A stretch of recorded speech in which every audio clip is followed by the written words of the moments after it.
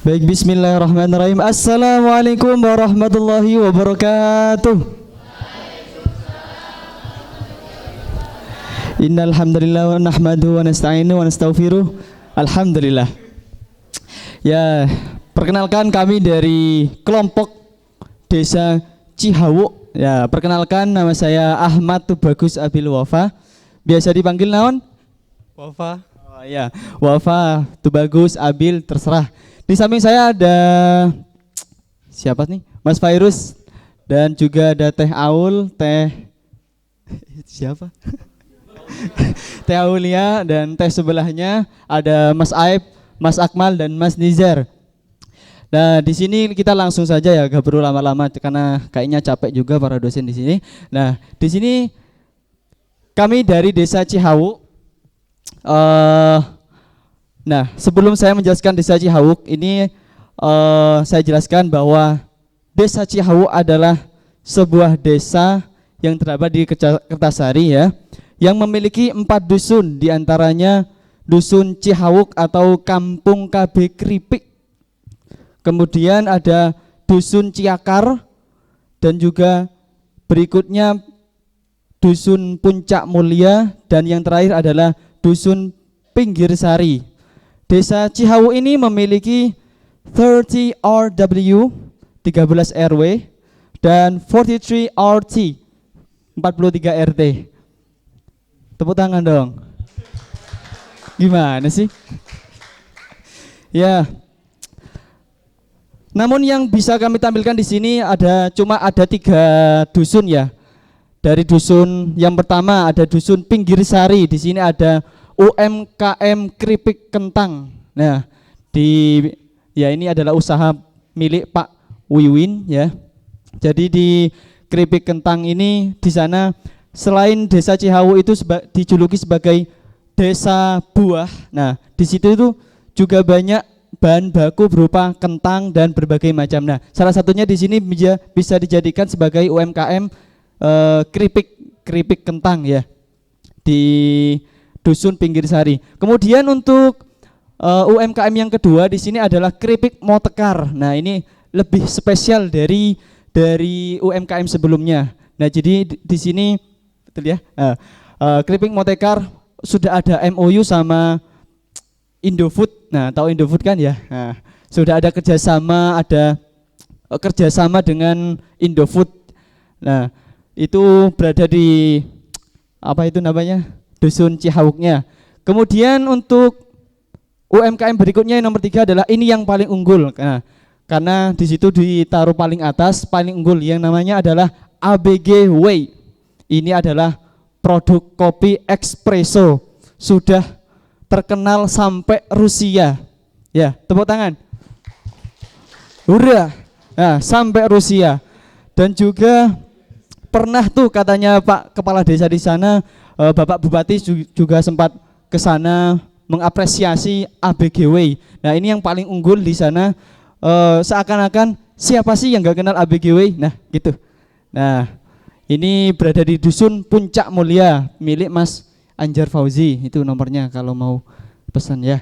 Nah, berikutnya adalah UMKM Dapur Sanas miliknya Bu Susi di Dusun Puncak Mulia. Ini kemarin kita juga sempat wawancara dengan beliau. Ini masih permulaan ya, masih kayak belum ada branding ataupun mau di branding. Kami menawarkan, Bu, mau nggak ini olahan makannya, cateringnya dikasih branding? Katanya Ibu, maulah. Nah, terus katanya Mas Akmal ditanya, Bu, brandingnya pakai dapur atau dapoer biar estetik gitu. Ya, katanya kalau bisa pakai nama anak saya sendiri. Nah, semisal biasanya kalau ibu-ibu itu kalau punya cateringan biasanya namanya semisal anaknya Abil. Nah, dapur Abil. Nah, anaknya Bu Susi ya gitu. Tapi kelemahannya di sini masih permulaan aja ya. Nah, masih permulaan aja untuk dapur Sanas. Kemudian yang kedua adalah Syahidah Madu. Syahidah Madu ini jenisnya adalah madu apis serana. Nah, apis kerana atau apis serana yang dimiliki oleh Bapak Syahid di Dusun Pinggir Sari. Nah, Lanjut ya. Oke, lanjut. Nah, dari ke beberapa tadi UMKM yang telah kami sebutkan, potensi dari UMKM yang terdapat dalam Desa Cihawuk yang pertama, nah, sudah mendapat pelatihan kewirausahaan. Nah, yang kedua itu banyaknya bahan baku untuk produk UMKM, seperti di sana itu tempatnya induknya madu. Nah, nanti saya jelaskan di akhir ya. Tempatnya madu, tempatnya bahan baku kopi, dan juga ada bawang, ada keripik, dan juga ada keripik Atlantik. Nah, nanti di belakang juga saya jelaskan. Kemudian potensi dari Desa Cihawuk dalam segi UMKM yaitu kalau kita akses menuju jalan itu lumayan memadai. Nah, dan ya lumayan ya, meskipun agak nanjak gitu. Nah, yang keempat adalah potensi salah satu UMKM yang sudah ada di sudah berkembang dan mendapatkan penghargaan di Rusia, yang seperti saya jelaskan tadi, ABGW kopi espresso. Eta permasalahannya di sini minimnya jenjang pendidikan. Nah, di Desa Cihawuk itu pendidikan maksimal sampai SMA sederajat. Nah, dengan pendidikan yang minim tersebut, tidak semua pelaku UMKM memahami strategi pemasaran. Nah, terkadang cuma tingkat SMA kan ya cuma mapel itu doang, nggak ada mapel untuk kewirausahaan. Jadi untuk mencari ilmu lebih lagi itu ya sudah terbatas sampai situ, karena memang jenjang pendidikannya sampai situ. Nah, kemudian yang ketiga adalah banyak UMKM yang belum memiliki identitas usaha. Contoh seperti tadi dapur Sanes, dan juga beberapa produk yang lainnya masih juga belum ada brandingnya. Permasalahan yang keempat adalah kurangnya alat produksi untuk UMKM. Nah, ada juga konveksi di sana juga. Kemudian terkadang dari segi dapur Sanes itu kalau memproduksi hanya sebatas aja, karena memang alatnya kurang dan distribusinya masih rendah gitu. Nah, kemudian permasalahan yang nomor 5 adalah kurangnya modal. Nah, itu kayaknya di desa manapun kayaknya kurangnya modal itu pasti. Nah, tak gitu.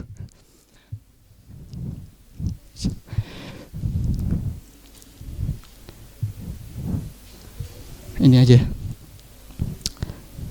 Nah, dari sekian UMKM yang telah kami tampilkan tadi, kami sudah berdiskusi di sini bagian manakah UMKM yang menjadi unggulan.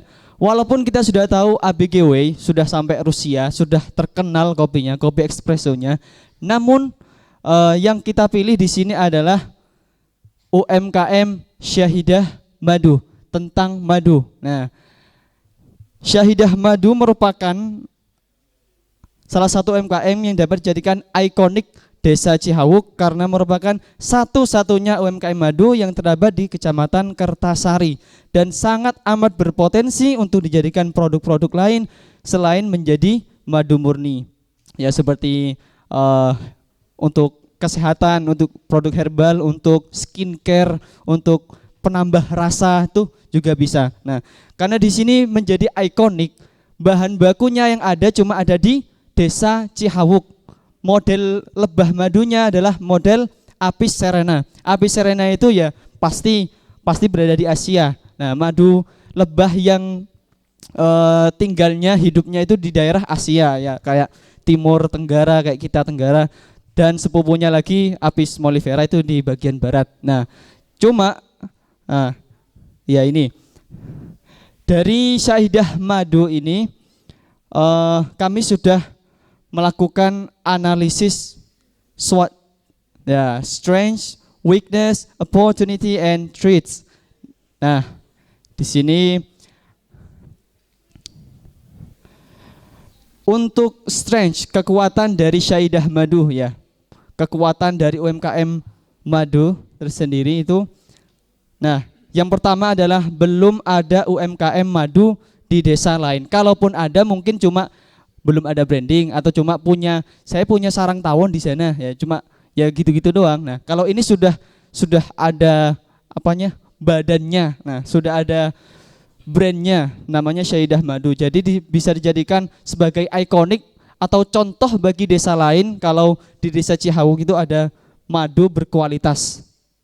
Kemudian yang kedua adalah bahan baku terdapat di Cihawuk. Nah, yang ketiga, madu bisa tahan lama. Ya maksudnya gak gampang basi karena di dalam madu itu juga ada bakteri. Ada bakteri masuk, kita bertarung bakterinya. Ya. Kemudian strength yang berikutnya kekuatannya adalah mudah dipasarkan. Ya, seperti yang kita tahu kita sudah memasuki bulan yang akhirnya ber September, Oktober, November, Desember, yaitu bulan-bulan yang curah hujannya tinggi ya. Nah, jadi kadang imunitas kita itu agak turun. Nah, makanya dengan adanya madu ini diharapkan bisa menjadikan imunitas tubuh bagi kita semua. Nah, ya gitu, mudah dipasarkan. Nah, kemudian yang berikutnya adalah weakness analisis, weakness kelemahannya. Nah, yang pertama ini kualitas dan kuantitas madu setiap panennya tidak menentu. Nah, jadi kalau panen madu itu gak bisa seminggu, 2 minggu, bisa berbulan-bulan, paling minim 4 bulan.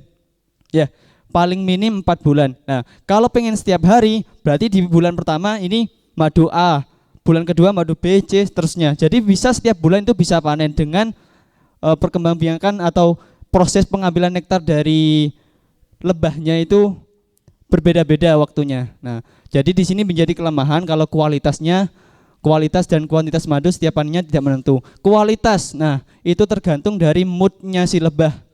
Kalau lagi gak mood, ya kurang berkualitas ya. Ya seperti ketika saya menjelaskan di sini, di awal-awal dosen mendengarkan dengan baik, tapi di pertengahan agak loyo-loyo, nah kurang mood gitu, kelihatannya seperti itu. Nah, ya kualitas dan kuantitas madu setiap panennya tidak menentu. Punten. Kemudian yang opportunity, peluangnya. Nah, peluangnya dari Syahidah Madu ini yang pertama, nah bisa dipasarkan ke luar daerah karena tahan lama. Nah, kemudian yang nomor 2, belum ada kompetitornya, pesaingnya jika dipasarkan di sekitar kecamatan. Karena apa? Madu itu ya cuma ada di desa Cihawuk yang berkualitas. Nah, kalaupun ada kompetitornya, itu nanti ketika sudah dikeluarkan di luar desa Kertasari, misal produk dari Syahidah Madu ini dikirim ke Tasikmalaya, dikirim ke Bogor, dikirim ke Malang gitu, misal. Nah, mungkin banyak kompetitornya. Nah, karena di sini belum ada kompetitornya di kecamatan Kertasari, maka di sini bisa menjadikan peluang bahwa bisnis Syahidah Madu ini bisa berkembang pesat. Kemudian opportunity, peluang yang nomor 3, bisa menjadi minuman herbal ya, karena bisa menaikkan imunitas kita. Kemudian yang nomor 4 adalah dapat dijadikan perasa makanan seperti seblak rasa madu contoh ya, apalagi ya pasti ya jus rasa madu, terserah lah. Gak serta merta madu Syahidah itu sebagai madu murni, tapi bisa dijadikan perasa makanan lain. Nah, kemudian peluang yang berikutnya adalah bisa menjadi bahan baku sabun dan skincare lainnya ya, seperti MS Glowman miliknya Mas Dirga, Presiden Arema, tapi sudah keluar ya. Ya karena kasus kemarin, karena sudah keluar gak mau tanggung jawab. Ya kembali bisa dijadikan skincare ya, skincare madu ya. Nah karena ya bisa menghilangkan itu loh katanya. Kalau madu itu kerutan halus, belum waktunya tua tapi kok kayak tua. Nah gitu bisanya dari skincare madu. Nah peluangnya. Siapa sih yang gak mau skincare madu? Mau gak? Oh gak mau. Ya karena sudah pakai MS Glowman. Kemudian yang terakhir, threats, ancamannya. Nah, tadi sudah disinggung di awal, tapi kami jelaskan lebih lagi. Yang pertama, banyak kompetitornya bila dipasarkan keluar daerah. Nah, tidak ada kompetitor kalau itu disebarkan di Kecamatan Kertasari. Ada kompetitor kalau itu sudah keluar di Kecamatan Kertasari. Nah, jadi cuma menang di daerahnya doang. Nah kayak gitu. Semisal nih, ya, gak usah, gak usah lah. Kemudian trait yang nomor 2, bahan bakunya musiman ya. Paling minim itu ya 4 bulan. Nah kalau sudah panen baru bisa. Toh itu yang dihasilkan cuma beberapa botol saja. Kalau kita mau pesan Syahidah Madu, satu ruangan ini gak cukup. Karena cuma beberapa botol aja yang bisa dihasilkan dari lebah madunya. Kemudian trait ancaman yang nomor 4 adalah curah hujan lebat dapat mengakibatkan gagal panen. Ya seperti itulah. Ancamannya kurang lebih seperti itu.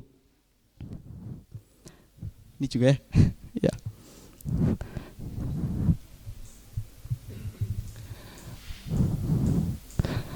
Menuju ke permasalahan. Nah, kita sebutkan kembali permasalahan yang pertama yang yaitu adalah kendala waktu dalam masa panen. Gak serta-merta kita moodnya pengen madu, pesan Syahidah Madu gak bisa, harus tunggu panennya selesai. Nah, setelah itu yang kedua adalah belum banyak dikenal masyarakat. Maksudnya ini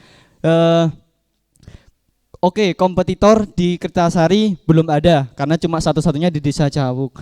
Tapi orang-orang desa Santosa, Desa Taruma aja ya. Ya itulah desa-desa yang lain belum tahu produk Syahidah Madu gitu. Nah, belum.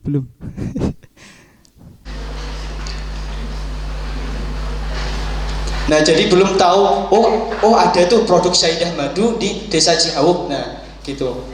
Kemudian permasalahan yang ketiga, setiap panen hanya bisa dapat beberapa botol. Nah, tadi tidak banyak. Yang keempat, belum adanya penyuluhan dari ahlinya. Oke. Kesimpulan yang dapat kita ambil yang pertama, Desa Cihawuk ini saya baca dulu ya. Desa Cihawuk ini memiliki potensi besar dalam pengembangan UMKM, terlebih pada sektor ya tadi kayak keripik, terus madu juga, dan buah-buahan. Bahkan Desa Cihawuk sendiri memiliki berbagai UMKM yang telah berkembang lainnya yang dapat dijadikan sebagai UMKM inspiratif bagi UMKM yang sedang berkembang. Ya kayak ABGW, kopi yang sudah sampai ke luar negeri bisa menjadi inspiratif bagi Syahidah Madu, keripik motekar, keripik kentang yang lainnya, dan bisa juga inspiratif bagi desa-desa yang berada di sekitar Kertasari. Nah, melalui UMKM yang telah berkembang ini memungkinkan untuk melihat berbagai potensi meski dengan keterbatasan sarana dan prasarana. Nah, sebenarnya pelatihan konveksi jahit di Desa Cihawuk itu sudah bisa, orang-orang sudah pintar, tapi satu kendalanya adalah alatnya nggak ada gitu. Nah, jadi untuk melihat berbagai potensinya sebenarnya bisa menjahit menjahit jaket, baju polo, dan berbagai jenis pakaian lainnya. Cuma satu, nggak ada alatnya. Ilmunya sudah ada tapi alatnya nggak ada. Nah, meski dengan keterbatasan sarana prasarana, namun ada banyak kemungkinan lainnya yang dapat dikembangkan seperti pada pengembangan UMKM madu seperti tadi. Sudah ada brand, sudah menjadi satu-satunya produk madu di Kertasari. UMKM madu ini telah dianalisis dengan menggunakan teknis analisis SWOT tadi, sudah. Di mana hasil dari analisis ini akan memunculkan berbagai peluang untuk potensi yang dimiliki. Seperti itu. Nah, ini dokumentasi yang itu namanya Bapak Eka Samsa ya. Nah, itu ya kami sedang melakukan wawancara dengan beliau, bertanya-tanya, bercakap-cakap, berpengalaman dulu pernah ngapain aja. Dan kemudian ini kami dengan Bu Susi UMKM UMKM Dapur Sanas. Nah, saya ingat betul itu saya yang rambutnya gondrong, saya ingat betul itu, saya sangat lapar sekali. Jadi saya gak bisa ngomong apa, cuma kapan marine, nah, kapan selesainya. Nah, itu. Ini dokumentasi yang cukup lah buat kami. Ini ganteng banget itu Mas Aib. Ya, terima kasih dari kami. Udah kan?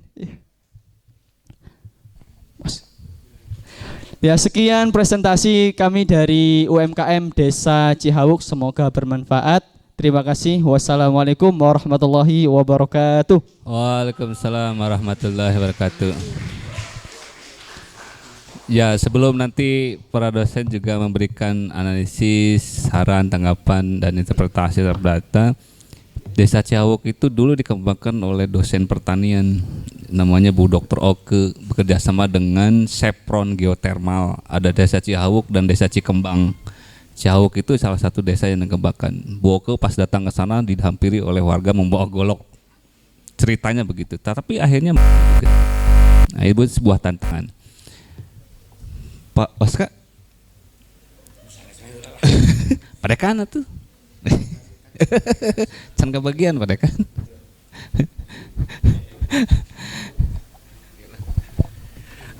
Langsung aja, nggak ada data Anda itu sebetulnya hanya cerita. Kita nggak butuh cerita, yang kita butuhkan data. Saya kasih contoh madu, berapa produksinya? Berapa liter? Nah, data elementer yang kayak gitu aja nggak ada kan. Ini hanya yang disebut dengan pandangan turis, bukan pandangan pengembang. Karena nggak ada data, kita susah ngeinterpretasiinnya harus gimana. Data produksi nggak ada, terus data skala usaha nggak ada. Data yang berikutnya yang paling enteng, apa yang sudah mereka lakukan sekarang juga nggak ada. Apa kendalanya mereka lakukan itu nggak ada. Aspirasi pengembangan usaha juga nggak ada. Ini hanya orang jalan-jalan lihat, oh ini, ketemu orang hanya cerita yang ditangkap bukan fakta. Padahal yang dibutuhkan ketika menafsirkan data ini, menyusun program itu, ketika analisis SWOT-nya ngambang, dan gimana kita bisa menyusun strategi pengembangannya kalau analisis SWOT-nya tidak berdasarkan fakta tetapi berdasarkan cerita. Kan biasanya harus berdasarkan data dan fakta, ini hanya berdasarkan cerita, repot. Ini yang bisa jadi nantinya kasusnya akan jadi kasus salah menentukan program atau salah menentukan strategi. Karena tadi saya dicontohinnya Arema, saya sebagai pendukung Persib akan ngelihat pelatih itu punya data pemain, rata-rata kecepatannya, endurance berapa, FO max-nya berapa, baru bisa diturunkan main. Setelah ada datanya yang dipegang-pegang pelatih itu, bukan berdasarkan oh si ini bagus mainnya, si ini bagus mainnya, enggak gitu kan. Baru disusun strategi permainannya harus seperti apa, taktik di lapangannya harus seperti apa. Tapi berdasarkan data. Ini enggak ada data, gitu aja.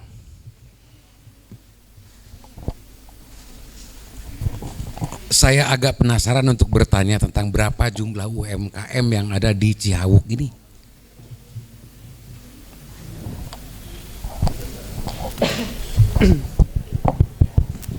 Izin menjawab, untuk UMKM-nya itu sebenarnya ada 6. Yang dicantumkan itu 5 karena satu UMKM itu memang belum berjalan sama sekali dikarenakan tidak adanya alat. UMKM tersebut adalah UMKM konveksi. Ada 6? Iya. Tadi yang dijelaskan ada 5. Ya nggak apa-apa, mau dijelasin 1 mau 2 juga. Cuma saya nanya berapa jumlah kurang lebih UMKM yang ada di sana? Iya. 6. Iya. Itu data didapat dari pengiriman dari Pemdesnya langsung, di mana UMKM tersebut tuh sudah didaftarkan kepada desanya. Oke. Nah ini dia ada hubungannya dengan apa yang disampaikan Pak Yosal, data. Data tidak bisa diambil dari data formal yang sudah didaftarkan. Saya ingin tahu dari kalian, UMKM itu apa sebetulnya? Coba tolong jawab, UMKM itu apa? Saya menanya, ada tukang bala-bala di Harapan Uninus UMKM bukan? UMKM. Amanya ya genep nu kitu bener loba, bener nu kitu di ditu. Ya tukang cengek, tukang warung segala rupa kan UMKM teh namanya. Ya gitu. Nah menurut saya tolong dilengkapi datanya tadi. Ya si UMKM itu setelah dihimpun apa maknai dulu, pahami dulu apa itu UMKM. segala jenis usaha yang dimiliki oleh setiap orang, ya, secara perorangan maupun secara lembaga, ya. Belum tentu berbadan hukum itu dulu. Itu kan banyak, nanti dikelompokkan mana yang mikro, mana yang menengah, mana yang potensi, mana yang tidak. Nah kalian tiba-tiba datang, iya ini potensi mah tukang madu, cenakan gitu ya gitu. Nah itu harus diterjemahkan dulu sejak awal ya. Kenapa begitu? Karena itu sangat menentukan bagaimana cara kita bergerak nanti, ya gitu. Oke? Ya gitu. Sok naon.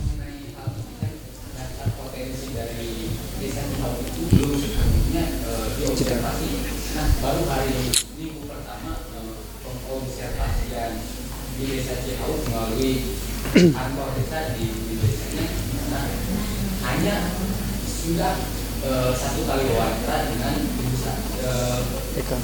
Susi tadi yang dapur sana. Nah, keterbatasan data tersebut dikarenakan adanya pindah lokasi. Pemfokusan proyek UMKM dalam menggali data observasi. Kuma mendali. Jadi keterbatasan itu membuat data potensi di desa Cihauk menjadi kurang. Nah, Kumaha itu maksudnya? Cik dijelaskan cik sok. Izin menambahkan, jadi sebelumnya memang kita melakukan observasi secara general untuk mendapatkan data tersebut hanya dari kantor desanya saja. Sedangkan ketika kita mencari data UMKM kan harus ke masyarakatnya langsung. Betul, turun. iya. Nah sebelum turun kita kan ada kayak pengantarnya dulu ke desa, memperkenalkan diri, kayak kita akan mencoba mencari tahu tentang UMKM di sini. Kebetulan di sana desa memberikan data yang tadi disampaikan. Yang 6 Nah, itu tadi. ya, yang hanya itu. 6. Ya, nah kekurangan data tersebut tuh karena memang sebelumnya kami kan memfokuskan terhadap 2 desa dulu karena jarak dari RW antar RT itu cukup jauh dan tidak memungkinkan itu mulai dari kendaraan dan kendala-kendala yang lainnya. Terus orang-orangnya juga kan kita terbatas. Terus UMKM yang pasti di masyarakat itu kan pasti ada banyak. Nah, jadi di situ tuh mencoba untuk memfokuskan dulu di 2 desa, mendalami dulu. Setelah itu baru masuk ke desa yang ditentukan tadi. 2 desa. Ini desa Cihauk sana. Iya, ini desa Cihauk dan sebelumnya memang kita memfokuskan data yang mendalam itu di desa resmi tinggal dengan Santosa seperti itu. Tapi memang sebelumnya ada observasi general gitu seluruh desa. jadi hasil PPT ini dari data general, bukan data spesifik yang diobservasi. Data sekundernya. Iya, mendapatkannya data sekunder. General ke data data menang geus aya gitu kan ya. Iya. Oh, nya eta teh belum data, eta teh aslina. Memang. Ya udah nggak apa-apa, tapi ini patut diapresiasi. Segini pun udah melihat ada potensi, soalnya kalian bisa cerita tentang potensinya, kemudian bisa cerita tentang ada masalah ya. Dan yang paling hebat sebetulnya tadi sudah disinggung ya, Pak, bisa ngin SWOT, asli sama jagoan kalian itu. SWOT itu pasti harus ada pembanding sebenarnya, ya. Dan harus ada banyak ininya. Ya udah nanti aja itu ya, makanya kuliah, jadi saya tidak mau bermaksud tidak. Kalian punya data yang komplit dan konkret supaya tidak salah menerjemahkan langkah ke depan. Nah, untuk mendapatkan data yang komplit dan konkret itu memang harus terjun ke lapangan, tidak boleh hanya bersumber dari dari dokumen atau dari catatan yang tersedia secara formal begitu ya. Oke, saya yakin kalau datanya semakin baik, semakin banyak, itu analisisnya akan semakin baik yang kalian bisa lakukan. Ini pun sudah baik sebetulnya. Kok mau cara ngadongeng eta juragan etanya halus. Langsung lulus lah, Langsung kuliah lulus, Islam. sebagai public speaking teh kamu. Storytelling. Ya terima kasih ya, tapi tolong itu harus jadi ini ya. Oke ya, teman-teman di kelompok Cihauk ya. Kenapa kalian tahu nggak sejarahnya kenapa namanya Cihauk? Dieksplorasi nggak? Belum tahu Pak. belum turun ke jalan juga. Nah, Desa Kabut. Iya, desa Kabut. Iya, oke. Jam 1 udah kabut. Iya, Ada kabut. Ada kabut. Iya. Ada ya, Dingin banget lah. Saya kira itu mungkin itu dulu Pak. Iya. ya. Ya begitu Pak. Ya, jadi kami dapat kalaupun ada data yang kurang, karena yang pengen kita lakukan itu ada 3 untuk mendapatkan data itu. Pertama wawancara sama yang tadi di foto. Nah, itu wawancara. Nah, dengan wawancara itu tadi sudah kami sampaikan juga. Kemudian langsung turun ke lapangan ke UMKM-nya. Nah, itu skip dulu. Nah, yang ketiga arsip atau data dari desa tersebut. Nah, yang kami pakai cuma 2, yang 1 dan yang ketiga. Turun langsung ke lapangan itu. Nah, tadi sempat disampaikan kita kurang ya itu waktu, modal sama kalaupun waktu sama modal ada, orangnya nggak bisa. Pemilik UMKM-nya nggak bisa, nggak ada di tempatnya gitu. Kayak Syaidah Madu mau ke sana loh, orangnya sekarang nggak ada gitu. Bisanya nanti jam 5 jam ini. Nah, jadi kayak gitu. Ya itu kurangnya di situ yang turun ke lapangan. Jadi bisa terlihat datanya kurang kayak berapa botol gitu. Ya, intinya belum cukup untuk satu ruangan ini kayaknya.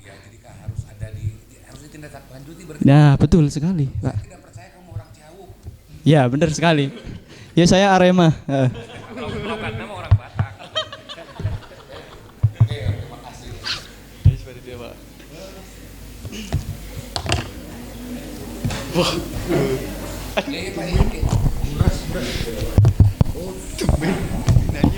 Terima kasih. Tadi memang kita udah didongengin ya, betul. Dan kita juga jadi membayangkan. Dan Anda juga sebetulnya sudah mencoba membuat seperti kata Pak Waska tadi, Anda sudah membuat analisa SWOT ya. Tapi saya ingin menambahkan aja lah. Karena mungkin kalian membayangkan analisa SWOT seperti ini, memberi merek seperti ini, tapi saya juga ragu gitu. Ragunya begini, apa yang Anda pikirkan mungkin hanya sekedar memberi merek gitu ya, kemudian menganalisa. Analisa itu tadi masih mentah karena belum jelas apa-apanya, tapi baru namanya aja. Satu, dari sekian banyak yang Anda tampilkan tentu Anda harus memilihkan apa yang ingin Anda kembangkan kan, nggak mungkin, saya rasa nggak mungkin Anda bisa mengerjakan itu semuanya. Anda memilih satu tapi itu jelas ya, jelas hasilnya. Anda diminta membuat sebuah merek, ya kan? Kayaknya kalau membuat sebuah merek itu nggak begitu sulit. Kemudian mengitukannya juga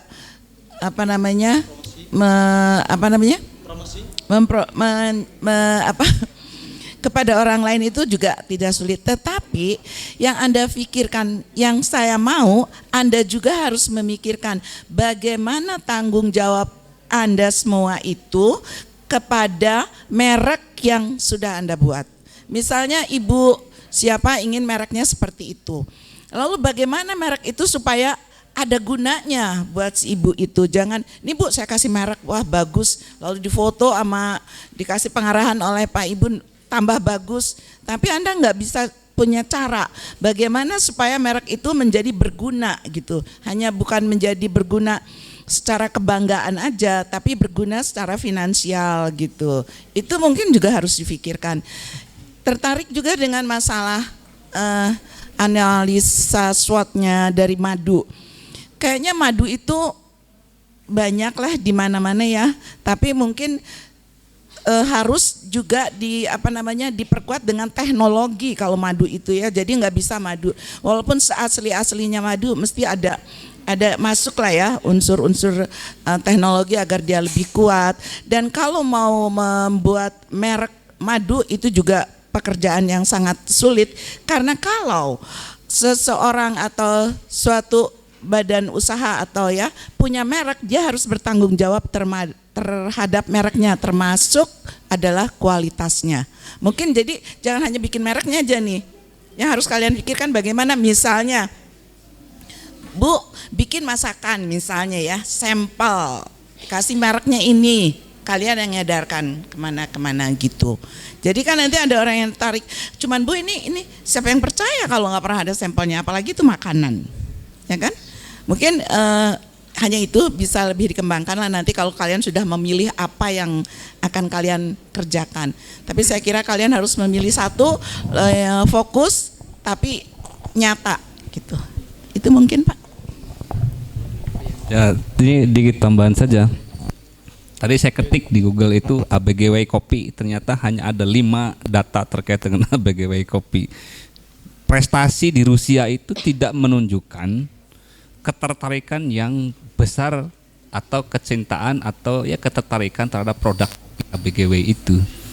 Hanya juara saja. Saya ketik itu hanya 5 berita tentang ABGW kopi. Maka jangan-jangan tadi seperti Pak Yosa, jangan-jangan karena datanya yang tidak bagus sehingga kemudian kesimpulannya menjadi salah. Di dalam silogisme boleh sebetulnya premis mayornya salah tapi kesimpulannya bisa jadi benar. Tetapi ini karena premisnya itu tidak ada gitu. Boleh berpikir induktif, deduktif boleh bahwa madu penting, sehat dan sebagainya menjadi layak. Itu kan deduktif tuh. Judulnya dulu sehingga baru kemudian diteliti apa sih madu dan sebagainya. Tapi kan jarang dalam sebuah riset ilmiah kesimpulan itu dulu itu jarang. Kita mencari data-data kemudian akhirnya menjadi sebuah kesimpulan yang umum sehingga ini patut untuk dikembangkan. Sesekali nonton film Moneyball namanya. Film Moneyball itu film football Amerika. Seorang manajer football Amerika dikritik karena dia merekrut pemain yang bukan terkenal. Itu persoalan yang kopi ABGW. Direkrut pemain-pemain yang tidak terkenal, tetapi dia punya data secara statistik. Bahkan asistennya itu dia menghitung berdasarkan data statistik. Pemain ini memang tidak terkenal, tetapi dia banyak memberikan umpan, banyak membuat gol.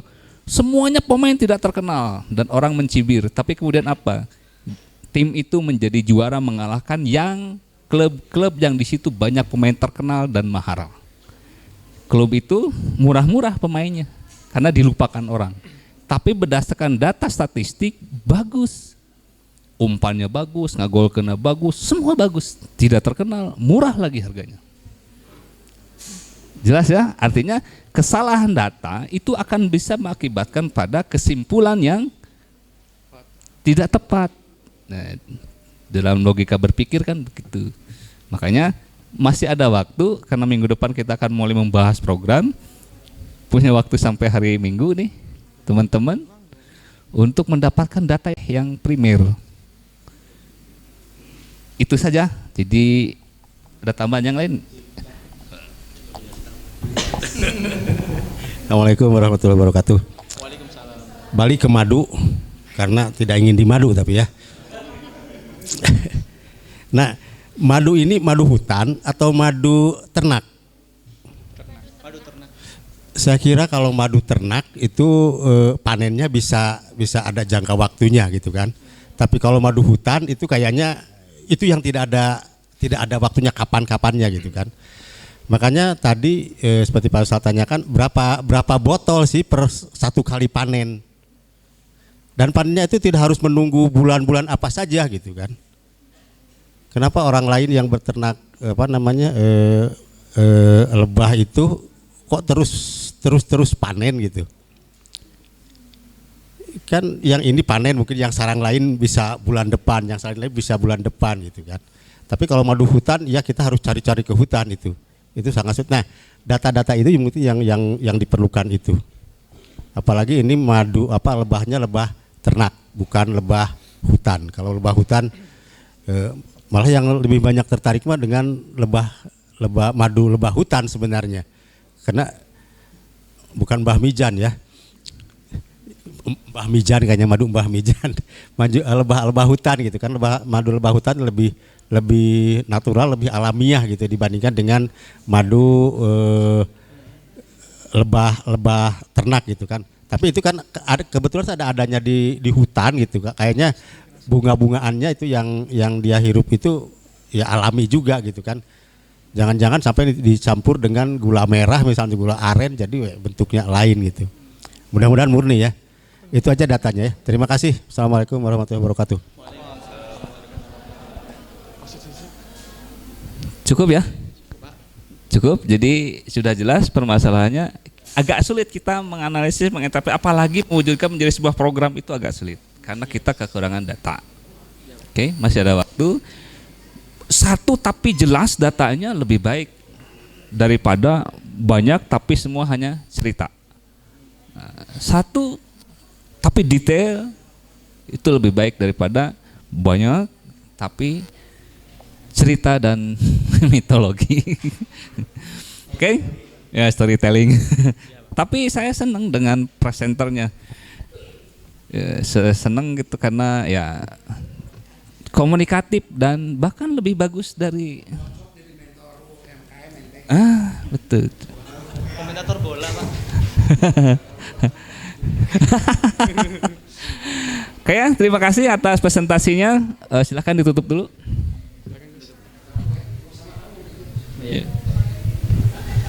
Baik, terima kasih kepada yang terhormat para dosen dan juga teman-teman semua. Bagi yang belum kenal saya, tolong disapa ya. Saya ini introvert teman-teman. Ya, nama saya tuh Bagus. Nah, tolong disapa ya, ya Pak dosen ya. Saya belum terlalu kenal dengan antum-antum semua. Wafa atau wafat? Ya. Wafa atau wafat? Tuh Bagus Abil. Ahmad tuh Bagus Abil Wafa Al Hasni. Wafat. Ya, ya gitu. Panggilannya itu bagus. Baik Pak, terima kasih dari kami UMKM Desa Cihawuk. Semoga bermanfaat. Terima kasih petuah-petuahnya, saran-sarannya. Sekian, terima kasih. Wassalamualaikum warahmatullahi wabarakatuh. Waalaikumsalam warahmatullahi wabarakatuh.